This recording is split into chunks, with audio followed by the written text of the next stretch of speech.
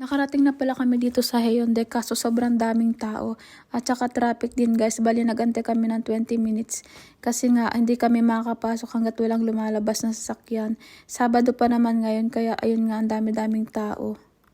Bali nag-CR lang din muna ako kasi sobrang naiihina ako. Tagal ba naman namin nagantay doon. At ito na guys, nandito na kami sa loob. Ang ganda-ganda ng ang ganda-ganda ng dagat, nakaka-relax. Okay lang din na yung inantay namin kaso yung asawa ko kanina medyo naiinis na siya. At ito nga pala yung mga tanawin dito. Ang tataas ng building. Tapos ito nga pala guys, saranggola to. Nakaka-amaze kasi as in napahaba nila ng ganyan yan. Medyo malakas din pala yung hangin ngayon dito. At yan tamang lakad-lakad lang din kami ng asawa ko. Tapos ito nga panay video ko dito sa saranggola na to. Di ko alam, may sinabi yung asawa ko kanina na about dito nga sa saranggola kaso nakalimutan ko na. Tapos yung sabi ko sa asawa ko, i-video niya ako kasi nga habulin ko tong mga ibon. Kasi alam nyo na, panglagay ko na naman sa TikTok. At yan, nakakaano din naman, nakakatuwa lang din naman, parang bata. At hindi nga magpahabol tong mga ibon na to. Medyo napagod na rin ako dito pero ayan, at sabi ko last na. Sabi ko sa asawa ko, i-video ko rin siya kaso ayaw niya. After namin ng Hyundai, diretso na kami dito sa may Guanganli naman. Bali tong time na to guys, naganap na kami ng matutuluyan namin. Pagkakamali lang din namin kasi hindi kami nagyayak. Para kaming nabudol kasi yung presyo nito guys, doble ng presyo ng una naming hotel. Pero ayun, sabi ko nga sa asawa ko, pwede naman sana siyang humindi at maghanap ulit ng iba. Kaso nga, ewan, binayaran niya na rin. Tapos sabi ko sa kanya, okay na rin siguro yun kasi nga pagod na rin siya mag-drive. Tapos last night na rin naman namin. Medyo okay naman tong hotel kasi yan nga malinis siya guys. Tapos pagdating namin dito sa room, ayan. Di na ako nakapag room tour. Malinis siya guys, tapos mukha pa siyang bago. I-compare namin dun sa una naming hotel. Tsaka saktong-sakto lang din talaga para sa amin. Mas bet ko tong second hotel namin kaysa dun sa nauna. At itong time na to guys, lumabas ulit kami nga kasi sabi ko gala-gala kami. Sabi ko sa asawa ko, tandaan namin yung mga dinaanan namin kasi ang daming pasikot-sikot guys.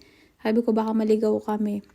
Bali nilakad lang din namin. Malapit lang din to guys sa hotel, mga 5 minutes ng lakad. Bali, ito na yung Guanganli Beach. Sabi ko sa asawa ko nung nagpunta kami kanina sa Hyundai, sabi ko, bakit wala yung tulay, yung pinaka-famous na tulay na nakikita ko pag may mga nagpo-post dito sa Busan. Ayun naman pala, nandito siya. Bali, yun yung sinasabi nilang Guanganli Tegyo or Guanganli Bridge. Ayan guys, so matatanaw nyo siya. Mas maganda dito mamayang gabi. Kaya sabi ko sa asawa ko, babalik pa rin kami dito mamayang gabi after namin kumain. At yan nga, ang swerte namin guys kasi nagkataon na Sabado nga. Tuwing Sabado pala, meron sila ditong drone show. At ito yung mga nakikita ko din sa mga nagpo-post. Kasi talaga nakaka-amaze. Pero ang ingay-ingay niya guys, para siyang mga langaw na as in ang iingay. At ang ganda-ganda rin talaga ng sikat ng araw. Tirik na tirik pero guys, alam nyo ba, super lamig nito, mahangin siya. Parang mas maraming tao dito sa Guanganli Beach kaysa kanina dun sa may Hyundai Beach. Sabi pa ng asawa ko, masyado daw kami nagmadaling humanap ng hotel. Ang dami din pala dito sa paligid. Kaso mukhang mahal siya guys kasi nga Sabado ngayon. Kaya din siguro talaga mahal yung namin, kuha namin nung hotel ko namin kasi nga Sabado ngayon. Pag Sabado at Linggo talaga maraming tao guys. Balik kahapon is Friday, so kaya siguro mas mura yung nakuha namin hotel. At ito talaga, ang dami-dami pa rin talagang sikal dito, no? Gustong-gusto talaga nila yung Wishi na yan. Sabi ko nga sa asawa ko, wala ba silang ibang trip? Hindi yan lang. Sabi ko nga, try namin pakainin ng ibang chichirya kasi sabi ng asawa ko, yan lang daw yung kinakain nila. Para silang magutom na gutom at nag-uuna sa mga papakain. At para sa dinner namin, naisipan na lang namin dumaan dito sa may malapit na palengke kasi sabi ng asawa ko, nag-crave na naman daw siya ng chokpal. Nagsawa na rin siguro siya kakakain ng hek, kaya yun na lang yung gusto niyang kainin.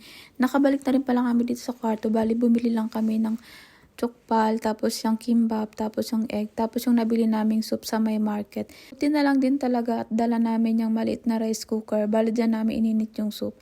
After namin kumain ng dinner, lalabas na ulit kami nga kasi manunod kami guys ng drone show. At naisipan namin na magbaon na lang ng kape. Doon na lang kami magkakape habang inaantay namin yung drone. So, kumuha din pala ako ng kape dito. Sabi ko sa asawa ko, palitan niya ng maliit na tumbler. Na lang yung dadalhin namin kasi sobrang laki naman yung hawak niya.